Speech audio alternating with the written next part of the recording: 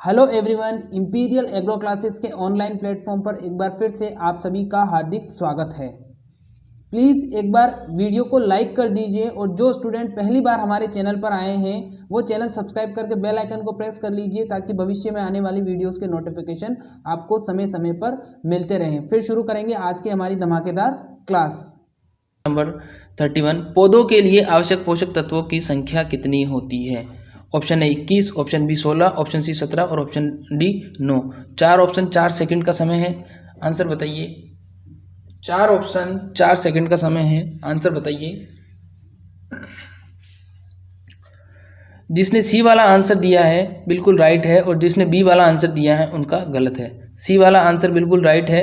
पौधों के लिए आवश्यक पोषक तत्वों की संख्या कितनी होती है? 17 होती है। अब देखो आवश्यक पोषक तत्व क्या होते हैं। आवश्यक पोषक तत्व का मतलब यह होता है कि ऐसे पोषक तत्व जिनके बिना पौधा अपना जीवन पूर्ण नहीं कर सकता। पौधे का जो जीवन चक्र होता है वो पूर्ण नहीं हो सकता। पौधे का जीवन चक्र कैसे होता है? बीज बनने से लेकर पुनः बीज बनने तक। जैसे ही हमने मिट्टी के अंदर बीज डाला वो उगा, पौधा बना, पौधा बनने के बाद में उसके फल बने, फल बनने के बाद में उसमें बीज बना। तो बीज बनने से बीज वापस बनने तक का जो साइकिल होता है या जो चक्र होता है वो पौधे का जीवन चक्र कहलाता है। और जो जीवन चक्र पूर्ण करने के लिए जो आवश्यक पोषक तत्वों की संख्या होती है वो कितनी होती है? 17 होती है। और ये सिद्धांत किस वैज्ञानिक ने दिया था? ये सिद्धांत दिया था आर्नोन नामक वैज्ञानिक ने। आर्नोन नामक वैज्ञानिक ने ये सिद्धांत दिया था। अगला सवाल है, देखो मैं एक क्वेश्चन में आपको उससे रिलेटेड 5 क्वेश्चन सोल्व करवाऊंगा। एक क्वेश्चन में उस क्वेश्चन से रिलेटेड 5 क्वेश्चन सोल्व करवाऊंगा। तो आप कमेंट करने में, जब आपको कमेंट करने की बोला जाए तभी आप कमेंट करें। और इसके अलावा उसको ध्यान से सुने कि मैं उसमें एक क्वेश्चन के अलावा और कितने क्वेश्चन बोल रहा हूँ। वो जो मैं रिलेटेड क्वेश्चन बोलता हूँ वो भी एग्जाम के पॉइंट ऑफ व्यू से इंपॉर्टेंट है, तो उनको भी आप सुनिए। अगला सवाल है, गंगा 2 किस फसल की किस्म है? गंगा 2 किस फसल की किस्म है? गेहूं, मक्का, जौ और धान। 4 ऑप्शन 4 सेकंड का समय है। 4 ऑप्शन है, 4 सेकंड का समय, कमेंट करके बताइए। 4 ऑप्शन 4 सेकंड का समय। जिसने आंसर दिया है गेहूं उनका गलत है और जिसने आंसर दिया है ऑप्शन बी वाला मक्का उनका बिल्कुल राइट है। तो गंगा 2 किसकी किस्म है? गंगा 2 किस्म है मक्का की। गंगा 2 किसकी किस्म है? गंगा 2 किस्म है मक्का की। और मक्का और गेहूं और ये जो धान है, इन तीनों से रिलेटेड क्वेश्चन हर बार एग्जाम में पूछे जाते हैं, चाहे वो जेट का हो, चाहे वो ICR का हो, चाहे वो BHU का हो, चाहे वो PAT का हो। तो चलिए आगे बात करते हैं, अगले सवाल की तरफ बढ़ते हैं। अगला सवाल है, राजस्थान का कुल भौगोलिक क्षेत्रफल कितना है? राजस्थान का कुल भौगोलिक क्षेत्रफल कितना है? ऑप्शन ए 3,42,239 वर्ग किलोमीटर, 3,44, 3,67 वर्ग किलोमीटर, 7,75, 5,46 वर्ग किलोमीटर या 6,57, 8,90 वर्ग किलोमीटर। इंपॉर्टेंट सवाल है, हालांकि ये एग्रीकल्चर का नहीं है लेकिन ये राजस्थान के भौगोलिक क्षेत्रफल, ये एक बेसिक सा सवाल है और ये पीछे जेट में आया हुआ भी सवाल है, पूछा गया है ये सवाल। इसीलिए आंसर आपको देना है। 4 ऑप्शन 4 सेकंड का समय है। 4 ऑप्शन 4 सेकंड का समय, आंसर दीजिए। जिसने ऑप्शन ए वाला दिया है उनका राइट है और जिसने ऑप्शन सी दिया है उनका गलत है। देखो जो राजस्थान का कुल भौगोलिक क्षेत्रफल है वो 3,42,239 वर्ग किलोमीटर। अगर आपको इतना लंबा याद नहीं रहता है तो आप ऐसे याद कर लीजिए 3,42,239, 3,42,239 वर्ग किलोमीटर। देखो वर्ग मीटर नहीं है यहाँ पर, वर्ग किलोमीटर है, वर्ग किलोमीटर है यहाँ पे। अगला सवाल है,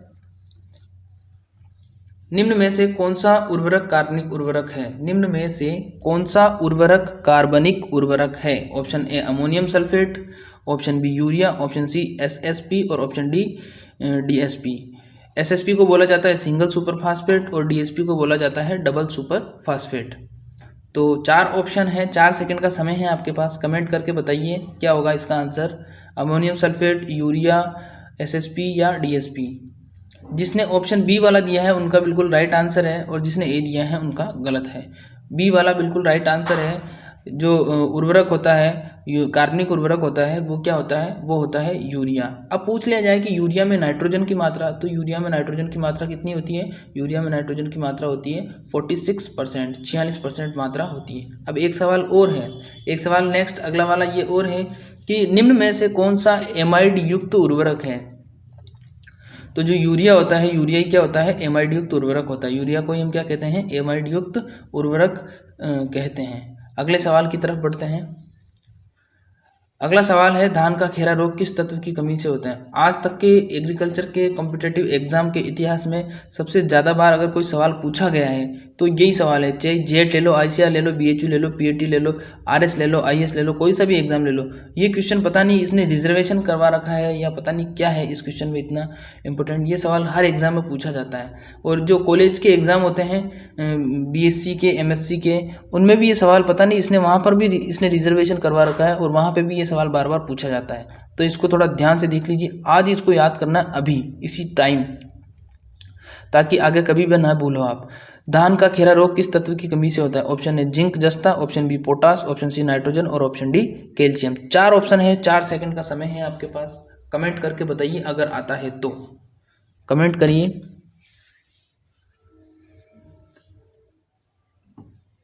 कमेंट करके बताइए जी। बिल्कुल, जिसने आंसर दिया है ए वाला, जिंक जस्ता। धान का खेरा रोग किससे होता है, जिंक या जस्ते की कमी से होता है, जिसको जेडेनेसोफोर भी बोला जाता है। धान का खेरा रोग किससे होता है, जिंक या जस्ते से होता है। कभी कभी ये भी पूछ लिया जाता है कि खेरा रोग किस फसल से संबंधित है, तो खेरा रोग किससे संबंधित है, धान से संबंधित है। अगला सवाल है, करण किस फसल की किस्म है। ये जेट एग्जाम में ये भी आया हुआ सवाल है। वैसे तो जो मैंने क्वेश्चन इंक्लूड किए हैं या शामिल किए हैं वो लगभग सारे ही आए हैं, लेकिन जो मैं बोलता हूँ कि आया हुआ है वो ज़्यादा बार आया हुआ है। तो क्वेश्चन 36 है, करण 3 किस फसल की किस्म है। ए जौ, बी गेहूँ, सी बाजरा और डी मक्का। तो 4 ऑप्शन 4 सेकंड का समय कमेंट करके बताइए। 4 ऑप्शन 4 सेकंड का समय कमेंट करके बताइए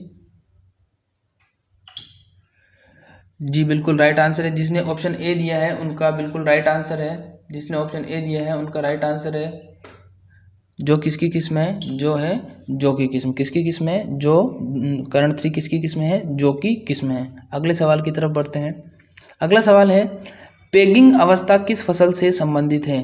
पेगिंग अवस्था किस फसल से संबंधित है। ऑप्शन है मूंगफली, ऑप्शन बी जवार, ऑप्शन सी कपास और ऑप्शन डी मक्का। तो पेगिंग अवस्था किस फसल से संबंधित है बताना है आपको। मूंगफली, जवार, कपास, मक्का। 4 ऑप्शन 4 सेकंड का समय है। कमेंट करके बताइए जरूर। कमेंट करके बताइए पेगिंग किस फसल से संबंधित है। देखिए, जो पेगिंग अवस्था होती है, पेगिंग अवस्था मूंगफली से संबंधित होती है। पेगिंग अवस्था किससे संबंधित होती है, मूंगफली से संबंधित होती है, जिसमें पेगिंग में मुख्य रूप से फूल के नीचे फ्लावर बनने फूल के नीचे मूंगफली बनना शुरू हो जाती है। उनकी छोटी अवस्था होती है, बहुत छोटी अवस्था होती है, शुरुआती होती है, वो अवस्था कहलाती है पेगिंग अवस्था। तो पेगिंग अवस्था का संबंध मूंगफली से है। अगर पूछ लिया जाए कि पडलिंग प्रोसेस या पडलिंग की क्रिया या लेही की क्रिया किसमें की जाती है, तो फिर वहाँ पर आंसर होगा धान, या उसको चावल भी बोला जाता है। तो पडलिंग का संबंध या लेही का संबंध तो है धान से और पेगिंग का संबंध है मूंगफली से।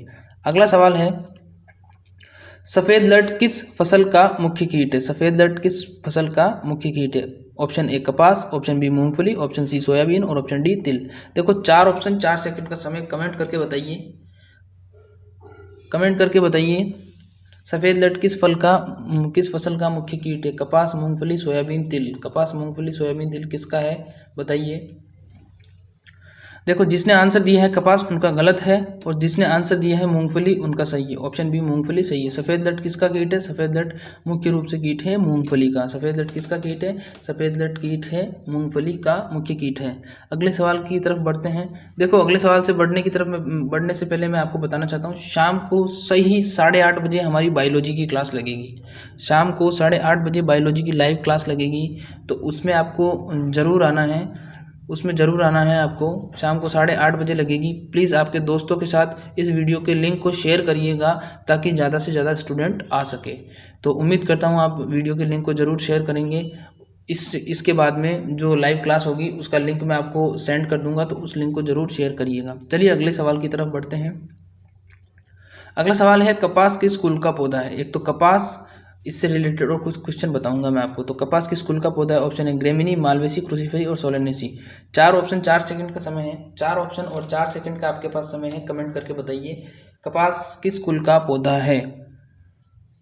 इससे कपास से रिलेटेड मैं आपको 4 क्वेश्चन और बताऊंगा अभी जो इम्पोर्टेंट हैं। तो देखो जो कपास पौधा है वो है मालवेसी कुल का। जिसने आंसर बी दिया है उनका सही है, जिसने नहीं दिया कोई बात नहीं। कपास किस कुल का पौधा है? मालवेसी कुल का है। कपास मालवेसी कुल का है। और जेट एग्जाम में एक बार पूछा गया था कि भिंडी किस कुल का पौधा है, तो भिंडी भी मालवेसी का है। भिंडी भी मालवेसी का है, कपास भी मालवेसी का है। अपने एग्रीकल्चर में जितने भी क्रॉप लग रही है, चाहे वो सब्जियां हों या फसलें हों, उनमें सिर्फ 2 ही पौधे ऐसे हैं जो मालवेसी के हैं। एक तो कपास मालवेसी का है और एक भिंडी मालवेसी की है। तो आपको वहाँ पर ध्यान रखना है कि अगर पूछ लिया जाए कि कपास और भिंडी का कुल, तो कपास और भिंडी का कुल सेम है, मालवेसी। अब बताता हूँ, देखो कपास से रिलेटेड कुछ क्वेश्चन। सबसे पहला तो ये है, कपास एकमात्र ऐसी फसल है जिसमें सबसे ज़्यादा मात्रा में कीटनाशी, शाकनाशी और रोगनाशी उपयोग किए जाते हैं। अगर आपसे क्वेश्चन वहाँ पर पूछा जाता है कि निम्न में से कौन सी फसल में सबसे अधिक मात्रा में शाकनाशी, कीटनाशी और रोगनाशी का उपयोग किया जाता है, तो उसका आंसर क्या होगा? उसका आंसर होगा कपास। उसका आंसर क्या होगा? उसका आंसर होगा कपास। फिर इसके बाद में एक क्वेश्चन और बता देता हूँ मैं आपको। जो कपास होता है, एक बीटी कपास भी होता है इससे रिलेटेड। तो अब बीटी कपास में आपसे पूछ लिया जाए कि बीटी कपास को खेत में कितनी दूरी पर लगाया जाता है, तो बीटी कपास को खेत में लगाया जाता है 100 × 100 सेंटीमीटर की दूरी पर। कितने मीटर की दूरी पर लगाया जाता है? 100 × 100 सेंटीमीटर की दूरी पर लगाया जाता है। और जो 1 हेक्टर में पौधे लगते हैं, उन पौधों की संख्या भी पूछी गई है कि बीटी कपास के 1 हेक्टर में कितने पौधे लगाए जा सकते हैं। तो 10 × 100 करेंगे, उसमें 10,000 का भाग देंगे, तो जो कैलकुलेशन निकल के आएगी वो आएगी 10,000। तो 1 हेक्टर में कपास के कितने पौधे लगाए जा सकते हैं? 1 हेक्टर में कपास के पौधे लगाए जा सकते हैं 10,000। अगला सवाल है, चिकपी किस फसल को कहते हैं? चिकपी किस फसल को कहते हैं? ऑप्शन ए चना, ऑप्शन बी मूंग, ऑप्शन सी सरसों और ऑप्शन डी बाजरा। फरीद एक बार कमेंट करो आप, कमेंट आपके कम आ रहे हैं। फरीद कमेंट करिए, चिकपी किस फसल को कहते हैं? चिकपी किस फसल को कहते हैं? चना, मूंगफली, सरसों, बाजरा। 4 ऑप्शन 4 सेकंड का समय है।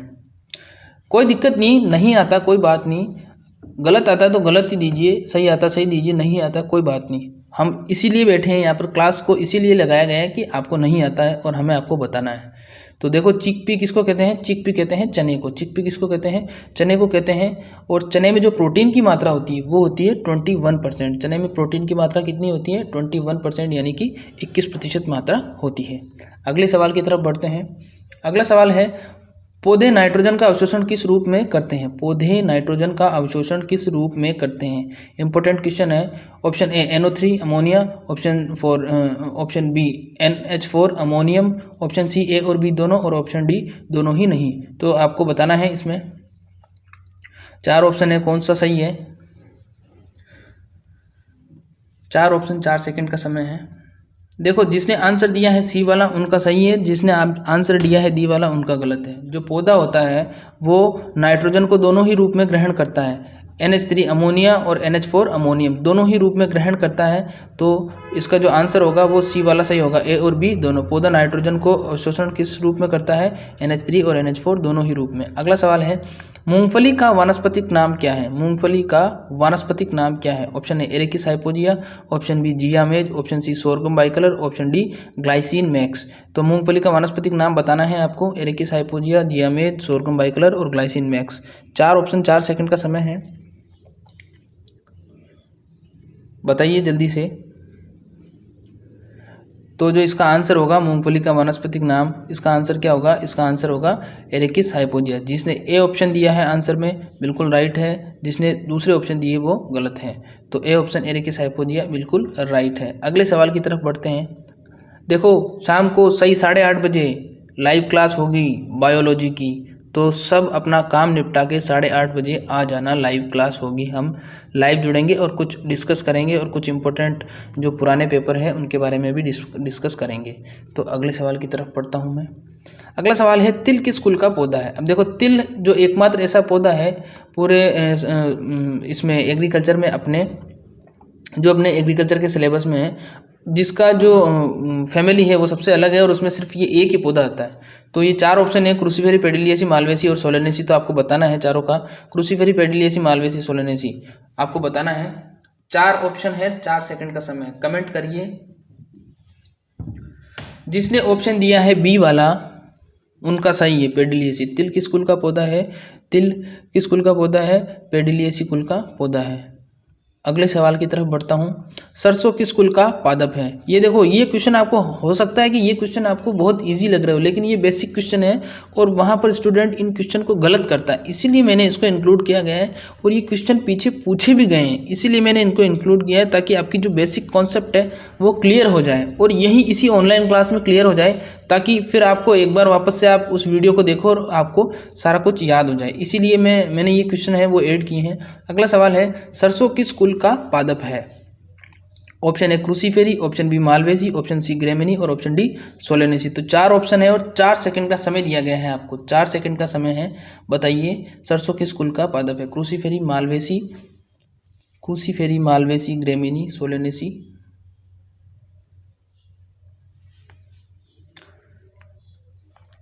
सरसों किस कुल का पादप है? जिसने ऑप्शन ए वाला आंसर दिया है बिल्कुल राइट है। क्रूसीफेरी किस कुल का पादप है? क्रूसीफेरी, मालवेसी, सरसों किस कुल का पादप है? सरसों है क्रूसीफेरी कुल का पादप। सरसों किस कुल का पादप है? क्रूसीफेरी कुल का पादप है। अगले सवाल की तरफ बढ़ते हैं। ब्लैक ग्राम किस फसल को कहते हैं? ब्लैक ग्राम किस फसल को कहते हैं? ऑप्शन ए चना, ऑप्शन बी उड़द, ऑप्शन सी मोठ और ऑप्शन डी मूंग। 4 ऑप्शन, 4 सेकंड का समय। कमेंट बॉक्स में, लाइव चैट कमेंट बॉक्स में कमेंट करके बताइए इसका आंसर क्या होगा। कमेंट करिए। जिसने आंसर दिया है इसका आंसर दिया है उड़द, वो उनका बिल्कुल राइट आंसर है। ब्लैक ग्राम किस फसल को कहते हैं? ब्लैक ग्राम कहते हैं उड़द को। ब्लैक ग्राम किसको कहते हैं? ब्लैक ग्राम कहते हैं उड़द को। अगला सवाल है, काउपी किस फसल को कहते हैं? ये क्वेश्चन बार बार पूछा जाता है। काउपी किस फसल को कहते हैं? चंवला, मूंग, चना और मोठ। चंवला, मूंग, चना और मोठ। तो काउपी किस फसल को कहते हैं ये बताना है आपको। चंवला, मूंग, चना और मोठ। 4 ऑप्शन, 4 सेकंड का समय है। जिसने ऑप्शन ए दिया है चंवला, उनका आंसर राइट है। जो काउपी होता है वो क्या होता है? वो कहलाता है चंवला। अब इसको चंवला के अलावा इसको हम बोलते हैं लोबिया। क्या बोलते हैं? इसको लोबिया भी बोला जाता है। और इसका एक दूसरा नाम और है, इसको वेजिटेबल मीट भी बोला जाता है। अगर आपसे पूछ लिया जाए कि वेजिटेबल मीट किसे कहते हैं, तो वेजिटेबल मीट किसको कहते हैं? चंवला को कहते हैं। वहाँ ऑप्शन में वो सोयाबीन भी देगा आपको, तो सोयाबीन आपको वहाँ पर टिक नहीं करना है। वेजिटेबल मीट चंवला को बोला जाता है, ना कि सोयाबीन को। हाँ, हालांकि प्रोटीन सोयाबीन में ज़्यादा होता है, परंतु बोला चंवला को ही जाता है। वेजिटेबल मीट किसको बोला जाएगा? चंवला को ही बोला जाता है। अगले सवाल की तरफ बढ़ते हैं। 47, अरंडी किस कुल का पादप है? अरंडी किस कुल का पादप है? ऑप्शन है यूफोरबिएसी, ऑप्शन बी एस्ट्रेसी, मालवेसी और सोलेनेसी। 4 ऑप्शन, 4 सेकंड का समय है। 4 ऑप्शन हैं, 4 सेकंड का समय। कमेंट करके बताइए। करिए, कमेंट करिए। कमेंट नहीं कर रहे हैं स्टूडेंट, बहुत कम कमेंट कर रहे हैं। जब तक आप अपना सपोर्ट दिखाओगे नहीं कमेंट बॉक्स में, मुझे कैसे पता चलेगा कि हाँ स्टूडेंट हमारे साथ हैं। तो जो अरंडी का कुल है वो कौन सा है? अरंडी का कुल है यूफोरबिएसी। कौन सा कुल है? यूफोरबिएसी अरंडी का कुल है। अगला सवाल है, गंवार का वानस्पतिक नाम क्या है? गंवार का वानस्पतिक नाम क्या है? Option A Cyamopsis tetragonoloba, option B Pennisetum glaucum, Oryza sativa, Sorghum bicolor. 4 option, 4 second का समय। कमेंट बॉक्स में कमेंट करके बताइए। कमेंट करिए, कमेंट करिए। देखो, कोई बात नहीं, गंवार का जो वानस्पतिक नाम होता है वो होता है साइमोप्सिस टेट्रागोनोलोबा। क्या होता है? साइमोप्सिस टेट्रागोनोलोबा। गंवार का वानस्पतिक नाम क्या होता है? साइमोप्सिस टेट्रागोनोलोबा होता है। और गंवार में आपसे एक क्वेश्चन जरूर पूछा जाएगा, अगर गंवार से सवाल उठाता है वो, तो एक क्वेश्चन को बार बार वो रिपीट करता है कि गंवार में गम की मात्रा यानी कि गोंद की मात्रा या चिपचिपे पदार्थ की मात्रा कितनी होती है। तो जो गंवार में गम या चिपचिपे पदार्थ या गोंद की जो मात्रा पाई जाती है वो पाई जाती है 33%, यानी कि 33%। कितनी पाई जाती है? 33% पाई जाती है गंवार में गम की मात्रा। अगले सवाल की तरफ बढ़ते हैं। धनिया, मेथी, सौंफ, जीरा किस कुल के पादप हैं? धनिया, मेथी, सौंफ, जीरा किस कुल के पादप हैं? Option A umbelliferae, option B malvaceae, option C gramineae और ऑप्शन डी सोलेनेसी। तो आपको बताना है धनिया, मेथी, सौंफ, जीरा किस कुल के पादप हैं? अम्बेलिफेरी के, मालवेसी के, ग्रेमिनी के और सोलेनेसी के। बताना है आपको। 4 ऑप्शन 4 सेकंड का समय है। 4 ऑप्शन 4 सेकंड का समय है। Umbelliferae, Malvaceae, Gramineae, Solanaceae. बताइए जल्दी से। धनिया, मेथी, सौंफ, जीरा, ये सभी कौन से पादप हैं? ये सभी कौन से वाले पादप हैं? ये सभी पादप हैं मसाले वाले। ऑप्शन इसका ए वाला बिल्कुल राइट आंसर होगा। जो ये हैं ये किस में आती हैं? ये अम्बेलिफेरी में आती हैं। किस में आती हैं? अम्बेलिफेरी में आती हैं। मसाले वाली फसलें और अम्बेलिफेरी में आती है। अगला सवाल है इजिप्शियन क्लोवर किसको कहते हैं? इससे पहले मैं एक सूचना देना चाहूँगा। देखो, इस वीडियो को देखने के बाद, इस लाइव के क्लास के ख़त्म होने के बाद प्लीज़ एक बार आपका जो सपोर्ट है वो दिखाइएगा और इस चैनल को सब्सक्राइब करिएगा। इसके अलावा इस वीडियो को लाइक भी करिएगा और हम शाम को 8:30 बजे फिर लाइव मिलेंगे। तो उस समय भी आपको लाइव क्लास लेनी है अगर बायोलॉजी की, तो आपको आना है। और कल सुबह फिर से एग्रीकल्चर की क्लास होगी, वही टाइम रहेगा 10:30 बजे। और कल शाम को क्लास लगेगी केमिस्ट्री की। तो आप उम्मीद करता हूँ आप आपके सारे दोस्तों के साथ शेयर करिए इस वीडियो को और चैनल को भी शेयर करिए, ताकि क्या हो कि ज़्यादा से ज़्यादा स्टूडेंट जुड़ सकें। तो अगला सवाल है इजिप्शियन क्लोवर किसको कहते हैं? ऑप्शन ए ग्वार, ऑप्शन बी रिचका, ऑप्शन सी मेथी और ऑप्शन डी बरसीम। 4 ऑप्शन 4 सेकंड का समय है। 4 ऑप्शन है और 4 सेकंड का समय है। आपको कमेंट करके बताना है। जिसने डी आंसर दिया है उनका सिर्फ और सिर्फ सही है, बाकी सबका गलत है। इजिप्शियन क्लोवर किसको कहा जाता है? इजिप्शियन क्लोवर कहा जाता है बरसीम को। और बरसीम कौन सी फसल होती है? बरसीम होती है चारे वाली फसल, हरे चारे वाली फसल। रिचका और बरसीम दोनों ही कौन सी होती है? हरे चारे वाली फसल होती है और ये पशुओं को खिलाने के काम में आता है। अब राजस्थान का कुल सिंचित क्षेत्रफल कितना है ये पूछा है। Option A 22%, option B 30%, option C 38% और ऑप्शन डी 41%। देखो 4 ऑप्शन दिए गए हैं। कमेंट बॉक्स में कमेंट करके बताइए। देखो, वीडियो के नीचे 2 प्रकार के कमेंट बॉक्स होते हैं, एक होता है लाइव चैट बॉक्स और एक होता है कमेंट बॉक्स। तो आपको लाइव चैट बॉक्स में बताना है, लाइव चैट बॉक्स में कमेंट करके बताना है। फिर उसके बाद में जब लाइव क्लास खत्म हो जाए, फिर उसके बाद में आपकी जो भी समस्या हो वो आप कमेंट बॉक्स में लिख दीजिएगा, मैं उसको सॉल्व कर दूंगा।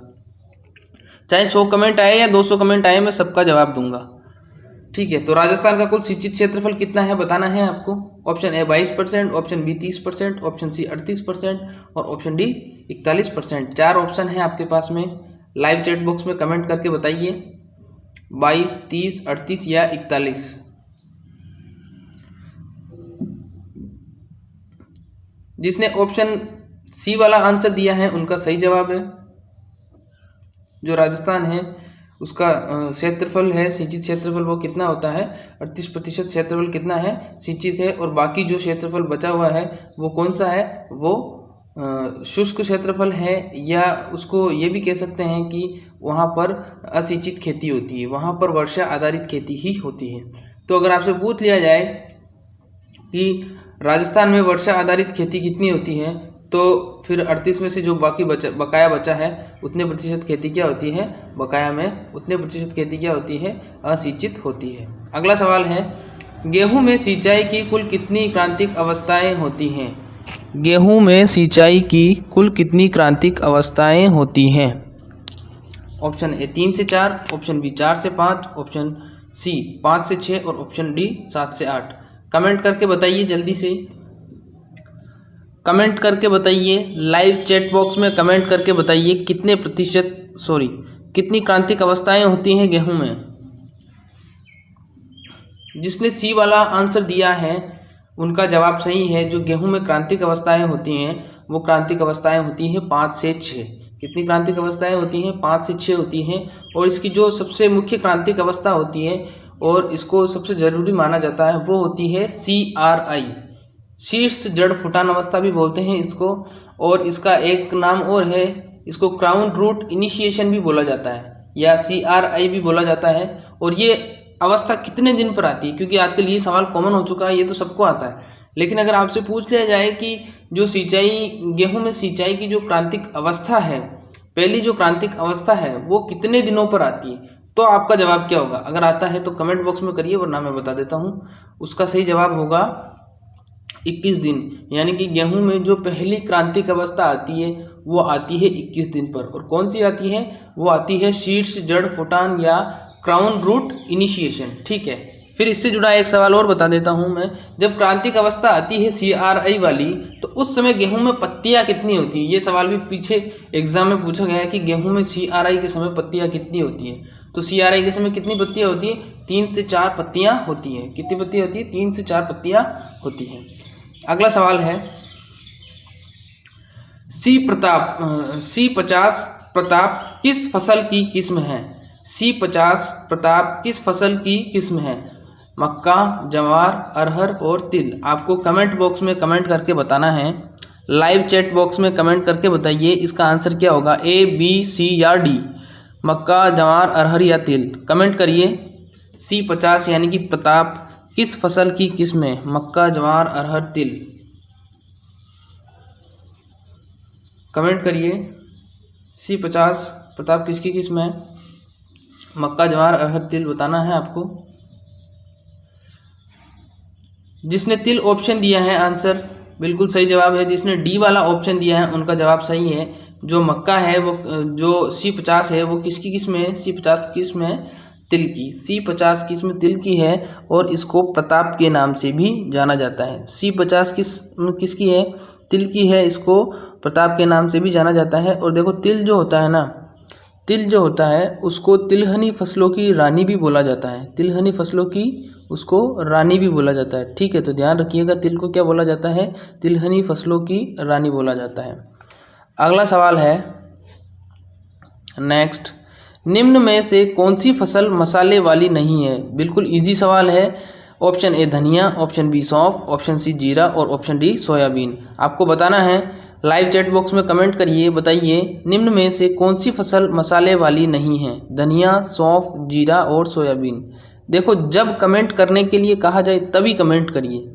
मैं एक क्वेश्चन में आपको उससे रिलेटेड 5 इंपॉर्टेंट क्वेश्चन बताऊंगा, तो जब कमेंट करने के लिए कहा जाए तब ही कमेंट करिए। मैं इस क्वेश्चन से रिलेटेड 4-4, 5-5 क्वेश्चन आपको बताऊंगा, जो आप सिर्फ एक बार सुन लोगे उसी में आपको याद हो सकते हैं वो।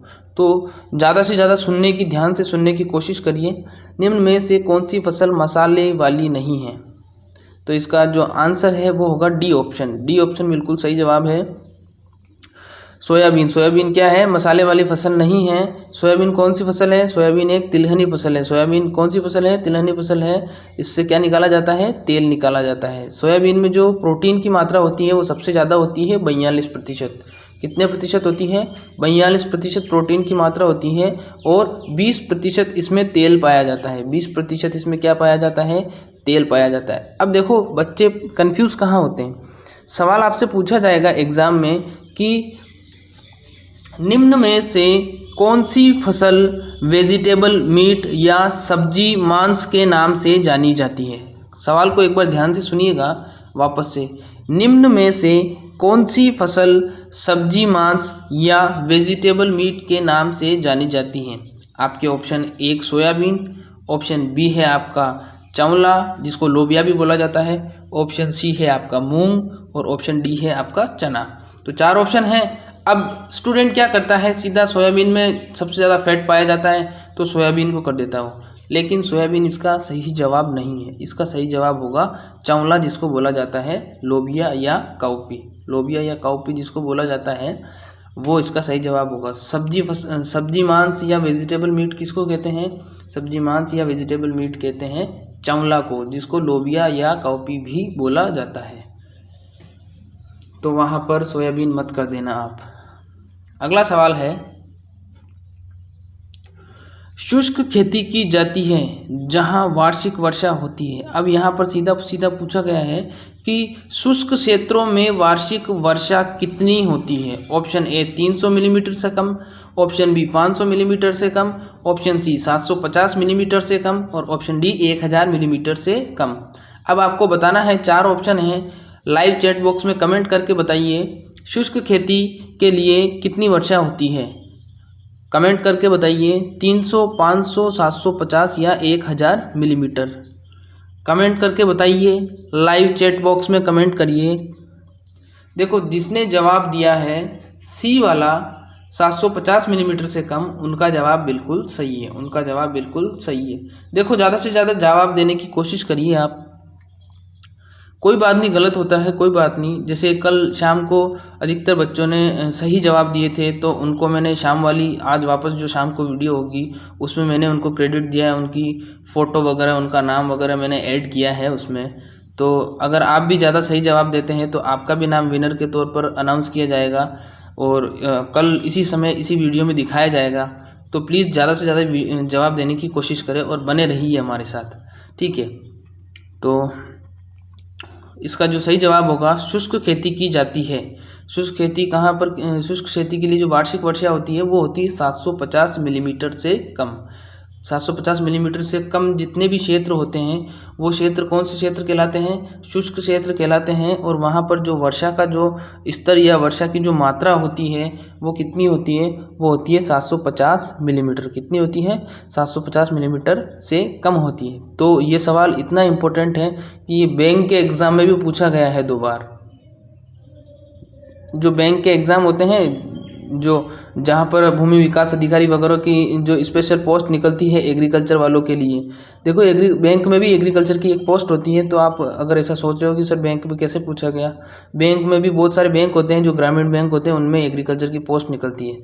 तो उसमें इस सवाल को पूछा गया है 2-3 बार कि शुष्क क्षेत्रों में जो खेती की जाती है, शुष्क क्षेत्रों में जो खेती की जाती है वहाँ पर वार्षिक वर्षा कितनी होती है, तो वहाँ पर वार्षिक वर्षा होती है 750 मिलीमीटर से कम, ठीक है। अब अगला सवाल है, सिंचाई जल के साथ उर्वरक देने की क्रिया क्या कहलाती है। Option A irrigation, option B fertigation, option C herbigation और ऑप्शन डी कोई नहीं। देखो 4 ऑप्शन हैं, आपको जवाब देना है। लाइव चैट बॉक्स में कमेंट करिए, लाइव चैट बॉक्स में कमेंट करके बताइए इसका जवाब क्या होगा, इरिगेशन, फर्टिगेशन, हर्बिगेशन या कोई नहीं। कमेंट करिए क्या होगा इसका सही जवाब। सिंचाई जल के साथ उर्वरक देने की क्रिया क्या कहलाती है, इरिगेशन, फर्टिगेशन, हर्बिगेशन या कोई नहीं। देखो जिसने सही जवाब दिया, जिसने ऑप्शन बी वाला जवाब दिया है उनका सही जवाब है, जिसने ऑप्शन बी वाला जवाब दिया है उनका सही जवाब है। सिंचाई जल के साथ उर्वरक देने की क्रिया क्या कहलाती है, फर्टिगेशन कहलाती है। अब देखो ये कैसे कहलाती है ये मैं बता देता हूँ आपको। देखो सिंचाई की क्रिया को क्या कहते हैं हम, सिंचाई की क्रिया को हम कहते हैं इरिगेशन, ठीक है। और उर्वरक को क्या कहते हैं हम, उर्वरक को कहते हैं हम फर्टिलाइज़र। तो फर्टिलाइज़र और इरिगेशन दोनों को मिलाकर क्या बना, फर्टिलाइज़र और इरिगेशन दोनों को मिलाकर बन गया फर्टिगेशन। गेशन शब्द तो पीछे से ले लिया इन्होंने और फर्टिलाइज़र का फर्टी आगे से ले लिया, और फर्टिलाइज़र और इरिगेशन मिलकर क्या बन गया, फर्टिगेशन बन गया। इसमें क्या होता है कि जिस जल क्षेत्र से या जिस जल स्रोत से हम सिंचाई कर रहे होते हैं वहाँ पर हम उर्वरक का घोल उसमें डाल देते हैं, उर्वरक का घोल उसमें डाल देते हैं, जिससे क्या होता है कि वो उर्वरक का घोल पानी में घुल जाता है और फिर वो पानी के माध्यम से पौधों की जड़ क्षेत्र तक पहुंचता है। पानी के माध्यम से वो क्या करता है, पौधों की जड़ क्षेत्र तक पहुंचता है और यही क्रिया क्या कहलाती है, यही क्रिया कहलाती है फर्टिगेशन। इंपॉर्टेंट सवाल है, ये पूछा जाता है, लेवल के बड़े बड़े एग्जाम्स में पूछा जाता है और जेट में भी पूछा जाता है। अगला सवाल है इसी से रिलेटेड है, ध्यान से समझिएगा, अगर नहीं भी पढ़ा होगा तो आपके समझ में आ जाएगा। देखो अगला सवाल है, सिंचाई जल के साथ शाकनाशी देना क्या कहलाता है।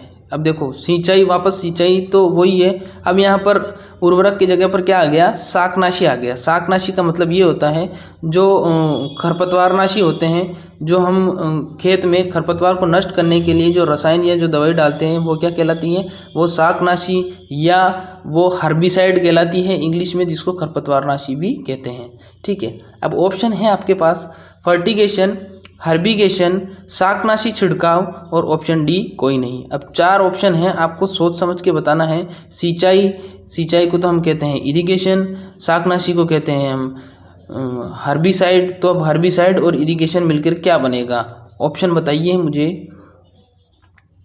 जिसने कमेंट बॉक्स में जवाब दिया है लाइव चैट बॉक्स में जवाब दीजिए, लाइव चैट बॉक्स में जवाब दीजिए। वीडियो के नीचे लाइव चैट बॉक्स लिखा हुआ आ रहा होगा, देखो ऑप्शन बी इसका सही जवाब है, ऑप्शन बी इसका सही जवाब है। जो शाकनाशी देते हैं सिंचाई जल के साथ वो क्या कहलाता है, हर्बिगेशन कहलाता है। अब देखो इसमें क्या होता है, सिंचाई को कहते हैं हम इरिगेशन, और शाकनाशी जिसको खरपतवारनाशी भी बोला जाता है, और इंग्लिश में इसको बोला जाता है हर्बिसाइड। तो इरिगेशन और हर्बिसाइड दोनों मिलकर क्या बन गए, हर्बिगेशन बन गए। दोनों मिलकर क्या बन गए, हर्बिगेशन बन गए। इस विधि में हम क्या करते हैं, जिस सिंचाई स्रोत में हम पहले उर्वरक डाल रहे थे, अब वहाँ पर हमें उर्वरक या फर्टिलाइजर नहीं डालना है, हमें वहाँ पर शाकनाशी डाल देना है। फिर वो शाकनाशी क्या करता है, वो शाकनाशी पानी में घुलकर जाता है और क्या करता है, एक पर्टिकुलर जो खरपतवार होता है उसकी जाकर उसकी जड़ों को क्या कर देता है, ब्लॉक कर देता है, और ब्लॉक करने के बाद में वो पौधा सूख जाता है। एक विशेष खरपतवार को नष्ट करने के लिए इस विधि का उपयोग किया जाता है। तो उम्मीद करता हूँ आपको क्लास समझ में आ रही होगी। शाम को 8:30 बजे बायोलॉजी की क्लास लगेगी। फिर बता देता हूँ आपको, शाम को 8:30 बजे बायोलॉजी की क्लास लगेगी लाइव। 3 दिन बायो की लगती है और 3 दिन केमिस्ट्री की लगती है। हो सकता है कि अगले 1-2 दिनों में अगर स्टूडेंट ज़्यादा हो जाते हैं तो फिर तीनों ही क्लासेस को कंटिन्यू कर दिया जाएगा। एग्रीकल्चर, बायोलॉजी और केमिस्ट्री तीनों ही लगेंगी फिर, ठीक है। तो चलिए आगे बढ़ते हैं। अगला सवाल है, सोयाबीन का वानस्पतिक नाम क्या है? सोयाबीन का वानस्पतिक नाम क्या है? Option A sorghum bicolor, option B glycine max, option C Oryza sativa और ऑप्शन डी जियामेज। तो आपको कमेंट बॉक्स में कमेंट करके बताना है आंसर क्या होगा इसका। कमेंट करके बताइए इसका आंसर क्या होगा। जिसने ऑप्शन बी वाला आंसर दिया है उनका सही जवाब है ग्लाइसिन मैक्स। सोयाबीन का जो वानस्पतिक नाम होता है वो क्या होता है, ग्लाइसिन मैक्स होता है। और इसको क्या बोला जाता है, सोयाबीन को ये एक ट्रांसजेनिक फसल भी इसको बोलते हैं हम, क्या बोलते हैं, ट्रांसजेनिक फसल भी बोलते हैं, ठीक है। तो अगले सवाल की तरफ बढ़ते हैं। अगला सवाल है, चने का वानस्पतिक नाम क्या है? ये जो वानस्पतिक नाम मैंने इसमें ऐड किए हैं ना, ये वानस्पतिक नाम जेट के एग्जाम में बाकायदा पूछे हैं, इसीलिए मैंने ऐड किए। मैंने जो भी क्वेश्चंस ऐड किए हैं और जो भी मैं आपको बता रहा हूँ वो सारे सेलेक्टिव क्वेश्चन हैं। आप अगर ऐसा सोचोगे कि सर ये तो इजी क्वेश्चन है, ये तो हमें आते हैं, ठीक है, अच्छी बात है, आपको आते हैं, आपका जो लेवल है तैयारी का वो अच्छा है, लेकिन किसी को नहीं आते हैं और बार बार रिपीट करने इनको ज़रूरी है, क्योंकि यही एग्ज़ाम में पूछे जाएंगे। मैं आपको फिर कह रहा हूँ, आपके जेट, ICR और BHU और PAT जो एग्ज़ाम है, यूपी के टेट वगैरह जितने भी एग्रीकल्चर के एंट्रेंस टेस्ट हैं, उसमें आपके कम से कम 3 या 4 तो वानस्पतिक नाम पूछे ही जाएंगे। फिर उसके बाद में 4 या 5 इंस्टीट्यूट पूछे जाएंगे आपसे। तो मैं इंस्टीट्यूट की वीडियो भी मैंने बनाई हुई है, अगर आपने नहीं देखी है तो प्लेलिस्ट में जाके देख सकते हो, ठीक है। अब अगला क्वेश्चन है, चने का वानस्पतिक नाम। Option A Cicer arietinum, option B Zea mays, option C Oryza sativa और option D Arachis hypogaea. 4 option है, आपको लाइव चैट बॉक्स में कमेंट करके बताना है चने का वानस्पतिक नाम क्या है। चने का वानस्पतिक नाम क्या है? चने का वानस्पतिक नाम, जिसने आंसर ए दिया है साइसर एरिटिनम, उनका जवाब सही है। जिसने आंसर ए दिया है साइसर एरिटिनम, आपका जवाब बिल्कुल सही है। चने का जो वानस्पतिक नाम है वो क्या है, साइसर एरिटिनम। अगला सवाल है, कौन सा पोषक तत्व पौधों के लिए 17वां आवश्यक तत्व है? कौन सा पोषक तत्व पौधों के लिए 17वां आवश्यक तत्व है? Option A chromium, option B nickel, option C cadmium और ऑप्शन डी मरकरी। बताना है आपको, लाइव चैट बॉक्स में कमेंट करके बताइए कि जो 17वां पोषक तत्व है वो कौन सा है इसमें से। 17वां पोषक तत्व कौन सा है, इसमें इंपॉर्टेंट सवाल है, बताना है आपको कौन सा है 17वां पोषक तत्व। जिसने ऑप्शन बी वाला आंसर दिया है, जिसने ऑप्शन बी वाला आंसर दिया है, बिल्कुल सही जवाब है आपका, जो बिल्कुल सही जवाब है आपका। जो 17वां आवश्यक पोषक तत्व है वो कौन सा है, वो है निकल। कौन सा है, निकल है। कौन सा पोषक तत्व पौधों के लिए 17वां आवश्यक पोषक तत्व होता है, निकल होता है। और 17वें आवश्यक पोषक तत्व की सबसे ज़्यादा ज़रूरत किसको होती है? सबसे ज़्यादा ज़रूरत होती है धान को या चावल को। धान को या चावल को 17वां आवश्यक पोषक तत्व जरूरी होता है। अब एक बात और बता देता हूँ, जो आवश्यक पोषक तत्वों का जो सिद्धांत दिया था वो किसने दिया था, किस वैज्ञानिक ने दिया था?